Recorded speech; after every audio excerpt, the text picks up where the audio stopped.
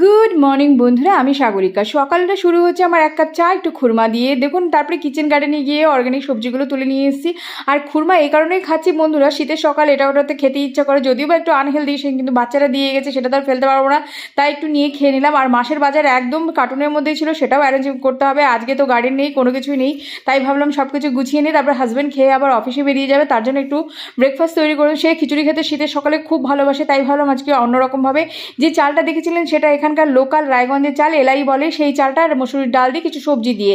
আপনারা চাইলে বিভিন্ন রকম সবজি দিতে পারেন। আমি ফোড়নে দিয়েছি গোটা জিরা, তেজপাতা এবং গরম মশলা, একটু সেন্টের জন্য আর একটু হেলদি এবং টেস্টির জন্য। তারপরে চাল ডাল দিয়ে সুন্দর করে তার মধ্যে লবণ হলুদ দিয়েছি। আর এইভাবে না মশলার পেস্ট আমি করে রেখে দিই, আদা রসুন আর পেঁয়াজ দিয়ে ভালো করে বেশি করে সুন্দর করে গরম মশলা দিয়ে কষিয়ে রেখে দিই। সেটা দিয়ে দিলে পরে টেস্টটা কিন্তু আলাদা রকম হয়ে যায়, শর্টকাটে হয়ে যায়। সামান্য পরিমাণে চিনি দিয়ে একটা সিটি মেরে দেবেন, একদম খিচুড়ি রেডি। তারপরে শোল মাছের কষাটা ছিল, হাজব্যান্ডকে দিয়ে দিচ্ছি, দুর্দান্ত হয়েছিল খেতে।